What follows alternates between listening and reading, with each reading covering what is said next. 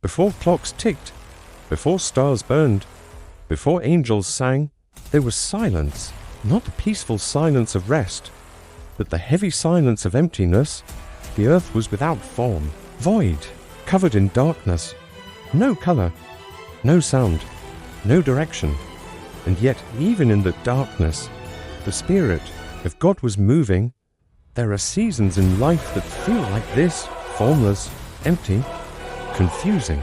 But hear this, even when you see nothing, God is already moving. Let there be light, not a battle, not a struggle, just a word. And light appeared. Light did not argue with darkness. Light did not fight darkness. It simply showed up and darkness retreated. This is the first spiritual principle of creation. Darkness is not removed by effort. It is removed by revelation. Light is truth. Light is awareness. Light is divine presence. When God speaks into your life, confusion begins to disappear. God separated the light from the darkness. He called the light day, the darkness night. Separation is sacred. Before God promotes you, He separates you. Before God uses you, He defines you. And there was evening, and there was morning, the first day. Let there be a firmament. The waters separated, sky stretched wide above, order replaced chaos. This is the second principle. God creates structure before He creates destiny. The sky became a boundary. And boundaries are not restrictions, they are protection. In your life, when God sets limits, it is not punishment, it is design. There was evening and morning, the second day. Waters gathered, dry land emerged. God called it earth, and the gathered waters seas. Then He spoke life into soil. Grass, trees, seeds, every seed carrying future forests inside it. This is the third principle. What God plants contains multiplication. Spiritually, every word you receive becomes a seed. Faith grows forests, fear grows weeds. Notice something powerful. Before humans were created, provision was already prepared. God prepares your supply before He releases your assignment. There was evening and morning. The third day, God created the sun to rule the day, the moon to rule the night, stars scattered across eternity. The sun shines with its own power.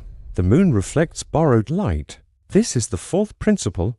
You were never meant to replace God. You were meant to reflect Him. When you try to be the source, you burn out. When you reflect Him, you shine consistently.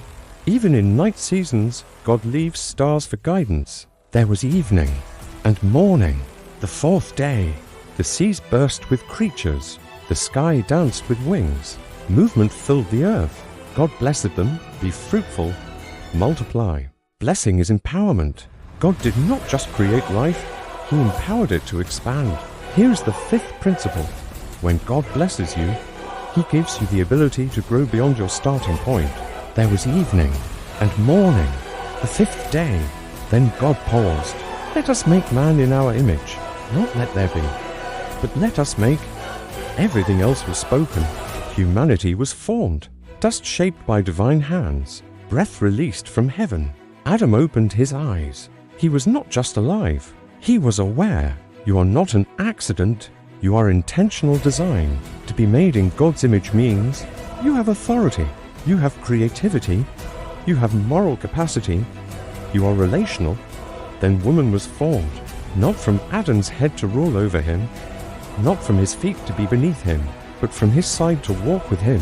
Unity, partnership, completion. This is the sixth principle. Identity comes before responsibility. Before Adam worked the garden, he walked with God. Before assignment, relationship. The Garden of Eden. Beauty untouched. Peace uninterrupted. God walked with humanity. No fear. No shame. No striving. This is what we were designed for. Communion. The greatest tragedy of humanity was not labor. It was separation. But that story comes later. For now, creation stands complete. God rested. Not because He was tired, but because He was finished. Rest is not weakness. Rest is trust. The seventh principle, rest declares that God is enough. When you refuse to rest, you declare that everything depends on you. But when you rest, you acknowledge the Creator. God blessed the seventh day and made it holy. Creation is not just an ancient event. It is a pattern. Every time, God brings clarity to confusion, order to chaos, growth to barrenness, identity to insecurity, peace to striving. Creation is happening again. Maybe your life feels formless right now. Maybe it feels dark. But remember, darkness is only the stage for God to say, "Let there be light." And when He speaks, everything changes. You were created with intention, formed with purpose, filled with divine breath. The same God who shaped galaxies shaped you.